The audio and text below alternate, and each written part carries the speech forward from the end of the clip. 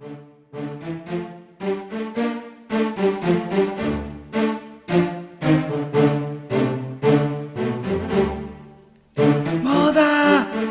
Mother!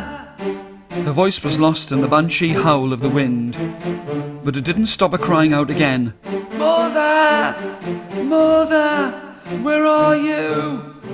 She was miserable, and she would have been distraught if she could have seen herself. She was a girl who always had every last strand of her hair in exactly the right place. She had kept the manufacturers of hair straightening tongs in business ever since she was a child, but now, on the side of the ice-glistening mountains of her home, her hair was a tangled mess of scruffy brown curls. In the 10 years that she had known this place, she had never really taken that much notice of the hills and the mountains. She had always followed her mother and had relied on her to show her the way along the paths and tracks of the slate hills of the stone crags of her adopted home. Mother! Mother! Mother, where are you? She was filled with fear and an aching heart to think that she would be lost out here for hours, maybe even days, if she couldn't find her way home. She'd been warned 100,000 times by her mother, and her mother's words were ringing in her ears now.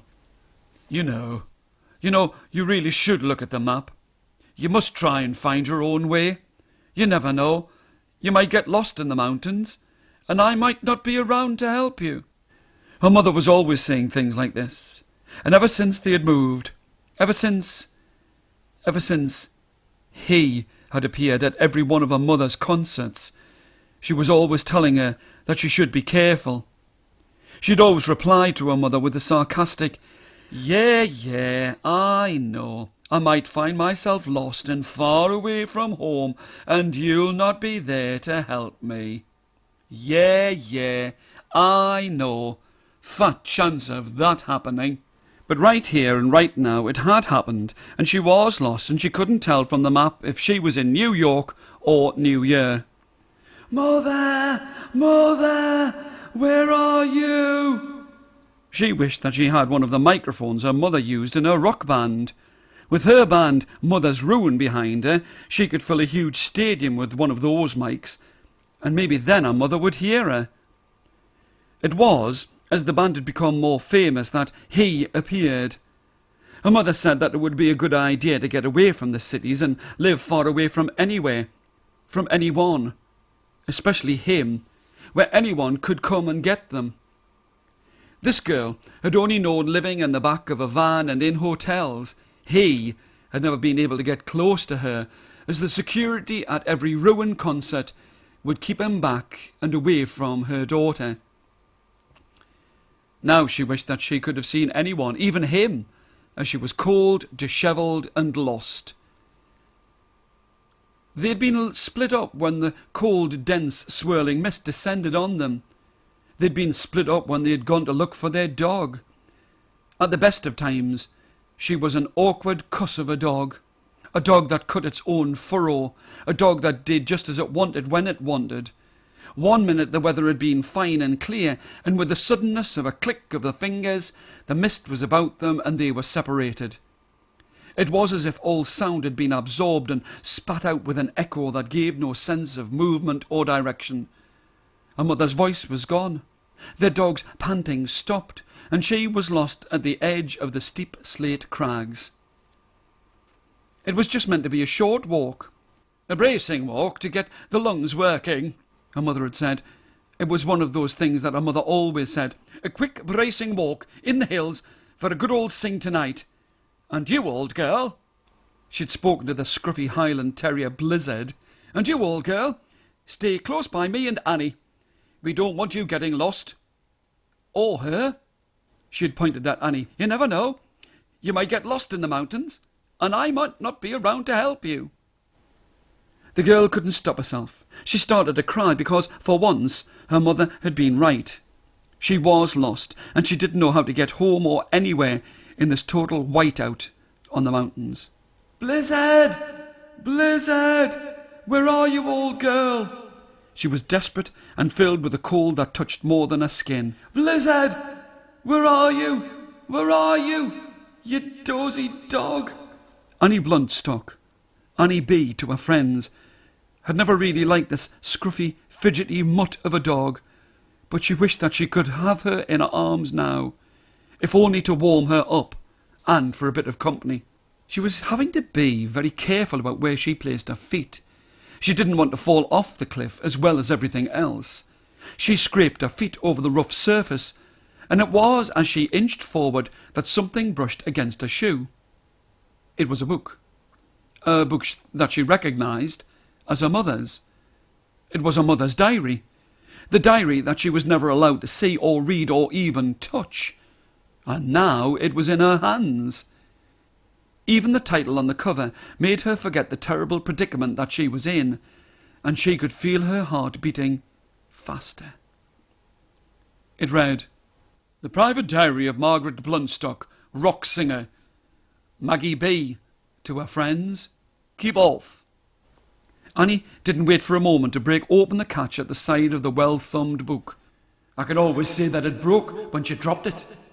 Her mother had always made sure that her daughter didn't get the chance to read her secret diary. Well, she wasn't here now, and she couldn't stop her. In this world, there are those things that you can learn, there are those things that you can know, and there are some things that you can find out about, but should wait until it is the right time to know them.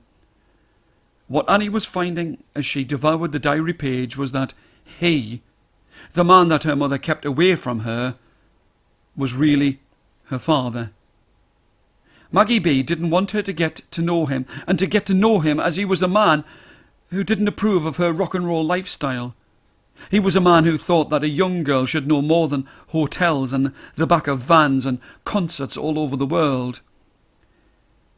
Annie was trying to put all of this forbidden knowledge into place and to try and understand the stories her mother had made up about her lost father when she felt a hot, wet, furry tongue on her face.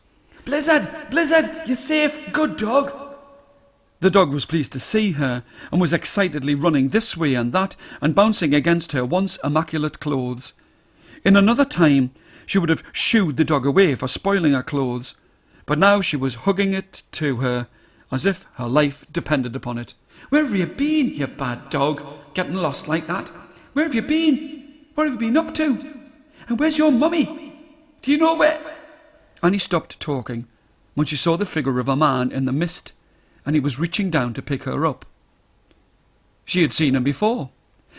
She had seen him being roughly handled and thrown out of every concert in every city that Mother's Ruin had been playing in. If she hadn't read the diary, she would have screamed in terror, but now that she had the truth in her mind and her mother's diary in her hands, she felt safe. His voice was deeper than she had always imagined. "I think it's time we found your mum. I think she's going to be close by." He indicated a thin path with his broad fingers.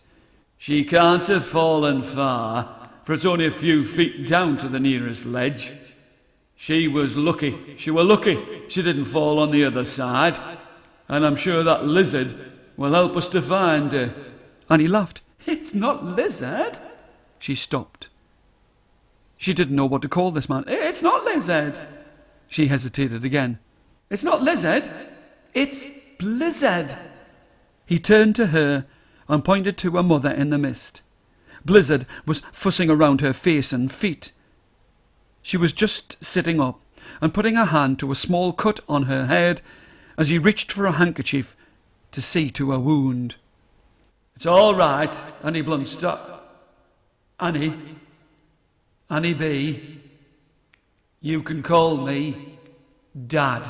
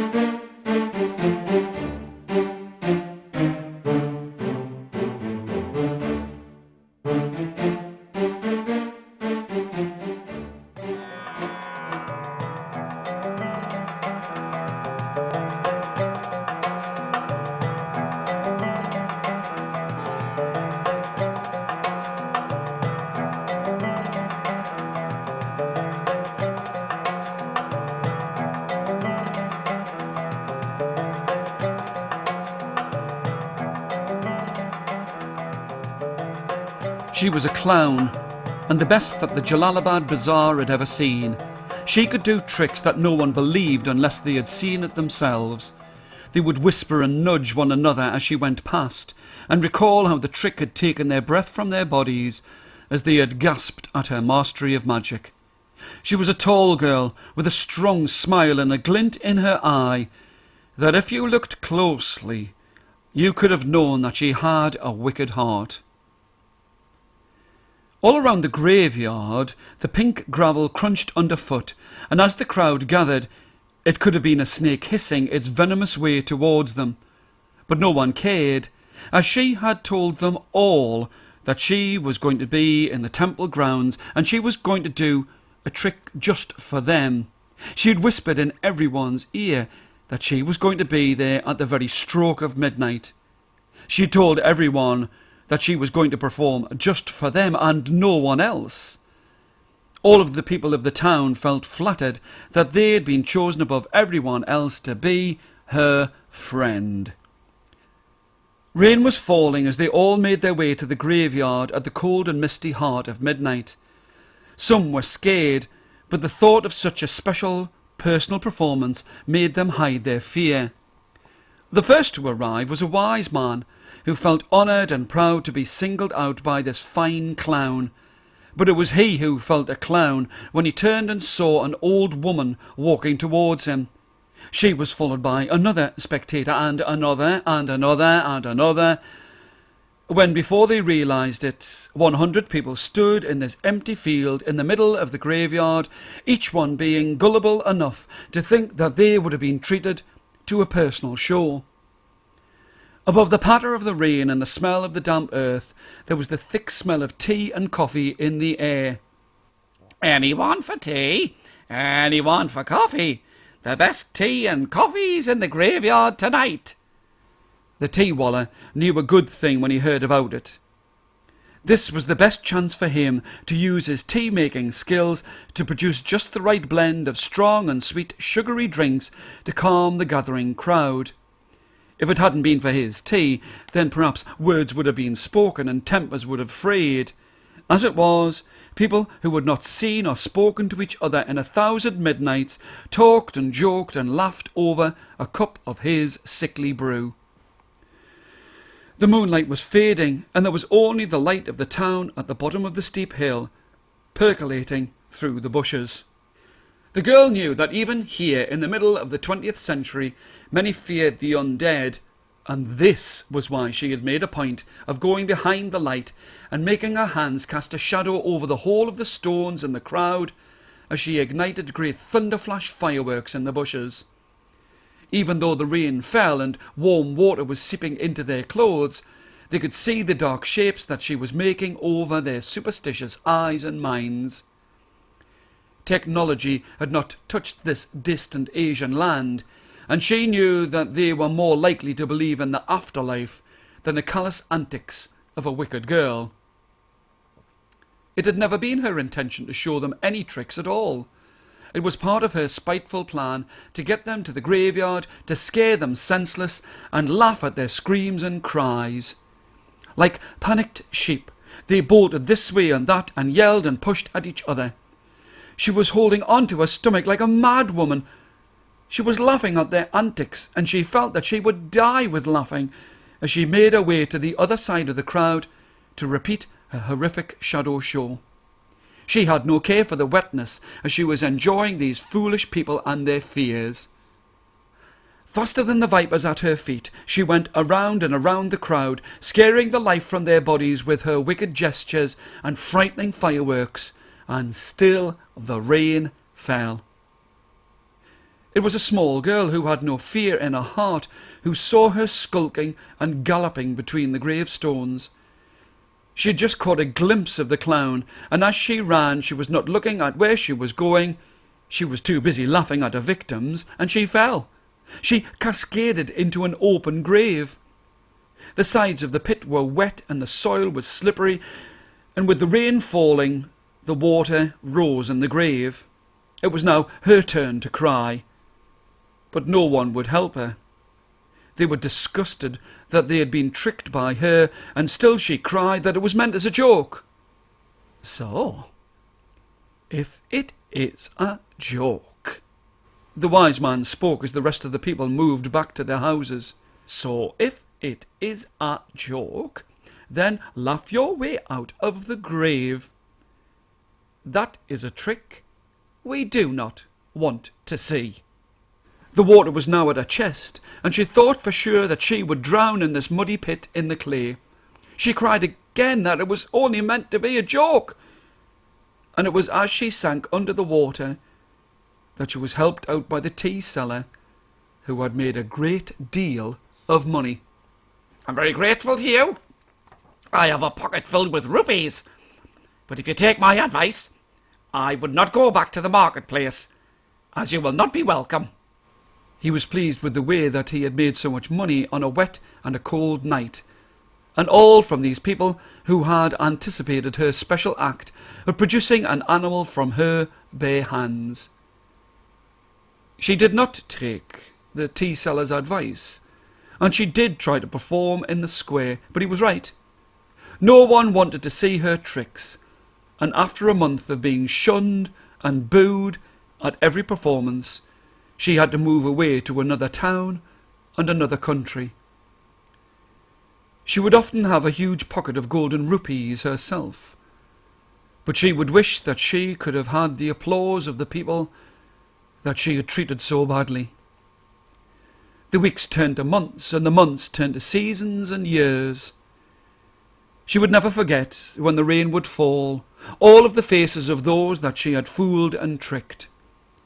Decades had not wiped her memory from the village, and every travelling clown would have to work twice as hard to keep a crowd from calling and crowing at them. It was, as an old woman, when 50 years had gone past, that she returned to that place. Now she was old, and as she walked into the marketplace, some of the older people of the village recognised her, but said nothing. She did do all of the tricks for all of the people that she should have done so many years before. As she brought the act to an end, and all of the crowd gasped in marvel at her mystery, she whispered, so that none could hear her, and her last words were, "Sorry, sorry, sorry, and forgive me for being such a foolish child."